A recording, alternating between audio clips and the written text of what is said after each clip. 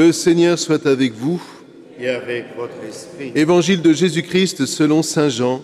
Gloire à toi, Seigneur.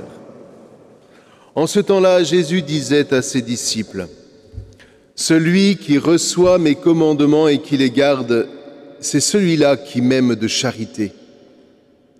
Et celui qui m'aime de charité sera aimé de charité de mon Père. Moi aussi je l'aimerai de charité et je me manifesterai à lui. »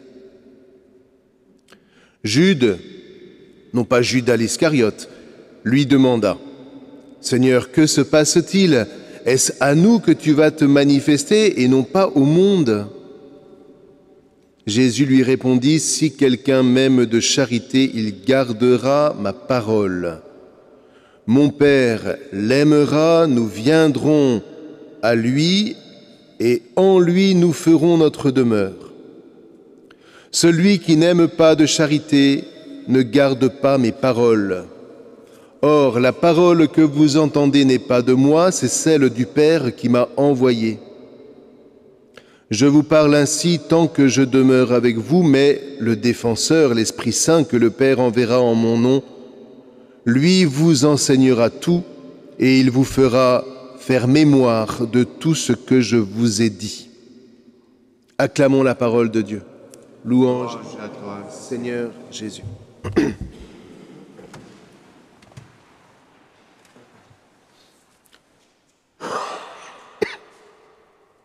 voyez, dans les Actes des Apôtres, on retrouve cet épisode avec Paul et Barnabé, mais on l'avait déjà eu avec Pierre, par exemple. Si vous vous souvenez, quand il vient au temple et qu'il rencontre un boiteux de naissance, il lui dit quoi? Il lui dit ceci, si je me souviens bien. Je prends cet épisode-là parce qu'il est très marquant par rapport à ce que le psaume dit et l'Évangile. Il lui dit, « Je n'ai ni or ni argent. » Or, si vous avez entendu le psaume que Paolo nous a chanté, leurs idoles, or et argent. Ce qui veut dire que ce que je vais te donner ne vient pas des idoles. Mais ce que j'ai, je te le donne. Vous voyez, ce que je reçois de Jésus-Christ, puisqu'il va lui dire au nom de Jésus-Christ, lève-toi et marche. Ce que j'ai, je ne le retiens pas pour moi. Mon trésor, je ne le retiens pas pour moi, je te le donne. Je me désapproprie totalement de ce que Jésus me donne pour te le donner. Et à ce moment-là, il opère ce que Jésus est venu opérer, il relève.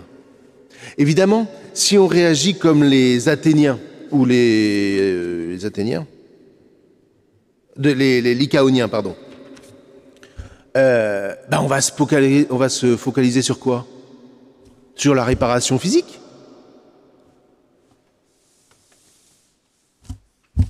Mais c'est pas ça. Ça n'est pas ça.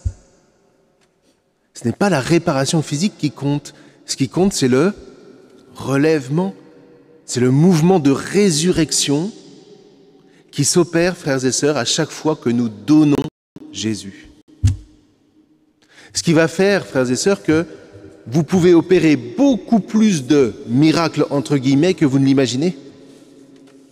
Il n'y a plus trop de boiteux aujourd'hui. Mais qu'est-ce qu'il y a comme frères et sœurs qui attendent d'être relevés? Alors, une fois qu'on a dit ça, on n'a pas tout dit. Parce que, c'est quoi ce que j'ai?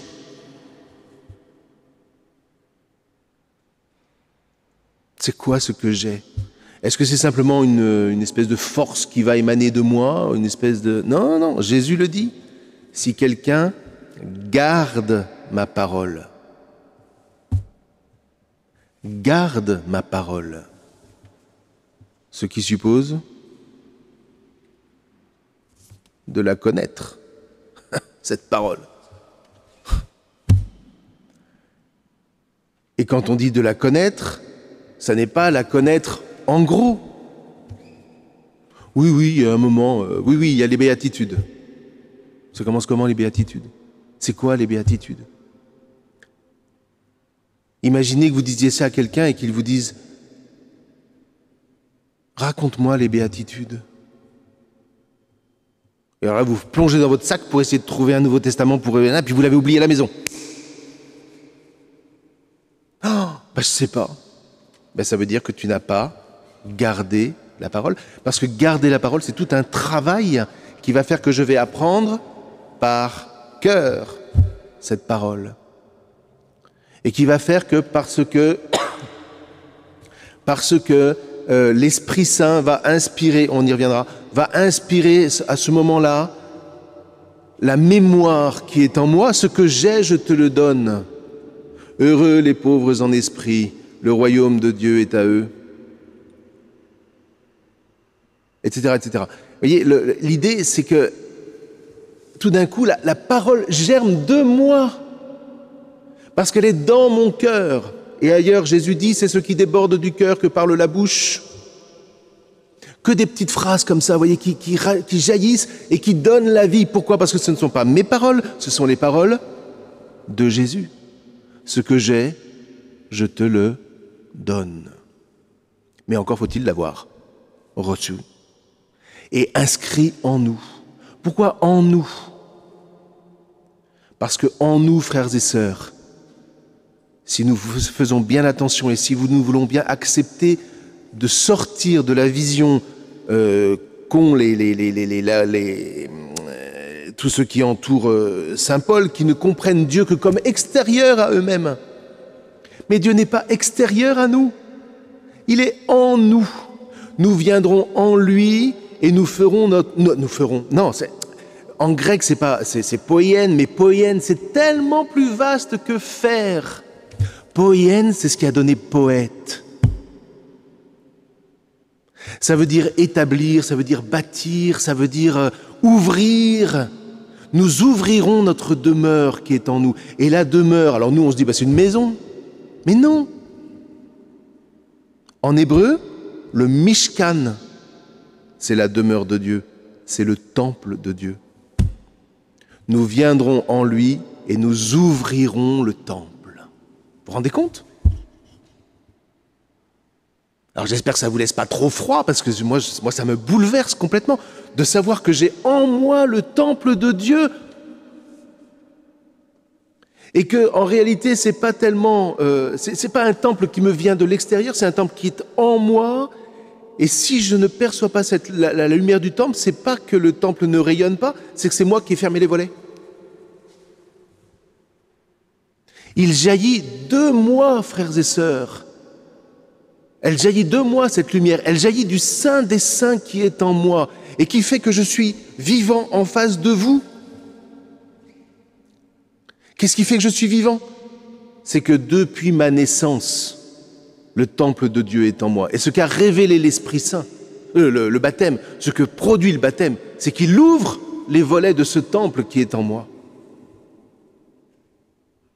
Et il jaillit quoi de ce temple ? Eh bien, il jaillit l'Esprit Saint. Et je voudrais terminer là-dessus parce que ça, c'est juste essentiel. Le défenseur, en grec le paraclet. Alors, bon, c'est sûr que on peut le traduire de plein de manières. Mais le défenseur ou l'avocat, c'est encore quelqu'un d'extérieur qui parle à ma place. Et c'est pas ça. D'ailleurs, Jésus dit bien, il vous enseignera tout, c'est-à-dire qu'il vous fera faire mémoire de ce que je vous ai dit. Mémoire des paroles. Pour faire mémoire des paroles, il faut déjà avoir les paroles en nous. Parce que, vous voyez, en fait, moi, la traduction que maintenant j'ai adoptée depuis plusieurs mois, grâce à la tradition orientale, le paraclet, en araméen, ça signifie le souffleur. Et le souffleur, pour nous, c'est très important. C'est le souffleur qui, dans une pièce de théâtre, il y a un souffleur. Et le souffleur n'est pas là pour faire apprendre au comédien son texte au moment où il le joue. Le comédien connaît le texte, mais il se peut que quelquefois il ait des trous. Donc le souffleur est là pour raviver la mémoire du comédien. Si je n'ai pas gardé en moi par cœur la parole, l'Esprit Saint ne peut rien. Et ça ne veut pas dire que je n'ai pas l'Esprit Saint, puisque l'Esprit Saint est en moi, puisque le temple de Dieu est en moi. Il n'attend qu'une seule chose, c'est que je laisse les rayons sortir, mais ces rayons sont les rayons de la parole. Et cette parole, à moi de l'apprendre par cœur. Et c'est un long travail, mais quand on s'y jette, quand on s'y met, mais à quel point, non seulement elle nous nourrit, mais lorsque nous traversons des difficultés. Moi, j'ai fait cette expérience-là, vous voyez, d'avoir il y avait des confrontations, et d'apprendre et de la parole. Et au moment même où vous êtes dans le plus fort de la confrontation, apprendre les paroles de Jésus qui disent « Aimez vos ennemis, faites-leur du bien, bénissez ceux qui vous maudissent, priez pour ceux qui vous oppriment. » etc., etc. Mais ça vous ouvre le cœur et vous vous rendez compte que ça rayonne, mais de l'intérieur de vous. Et tous les affronts extérieurs qui ont leur raison, ça n'a pas d'importance, ça. Mais tout d'un coup, vous êtes d'une liberté. Pourquoi ? Parce que l'Esprit Saint travaille en vous, en moi, en nous, pour nous faire faire mémoire des paroles vivifiantes du Christ, qui est en ce moment dans son temple, c'est-à-dire en moi, auprès du Père. Et ce don qu'ils se font du Père au Fils et du Fils au Père rayonne de l'Esprit Saint, nous fait recevoir cette parole, et notre but, ce n'est pas de garder pour nous la parole, mais c'est de la donner. Et comme Paul, Pierre et les apôtres, lorsque nous donnons la parole, de relever ceux qui sont à terre. Le Seigneur est ressuscité, il nous ressuscite pour que nous ressuscitions nos frères. Je ne sais pas pour vous, mais moi, ça me bouleverse tout ça. Enfin, je veux dire, c'est bouillonnant, mais ça passe par apprendre la parole. Eh bien, c'est ce que je nous souhaite, frères et sœurs. Vous voyez, des petits versets ou d'autres systèmes. Et dans la paroisse, on a lancé des fraternités d'évangile au cœur pour apprendre cette parole. Prenez les moyens que vous voulez, mais gardez la parole et vous verrez que l'Esprit Saint fera en vous par vous des merveilles et vous relèverez plus de personnes que même le Christ n'en a relevé au cours de sa vie publique. Et par lui s'accomplira la merveille du relèvement du monde.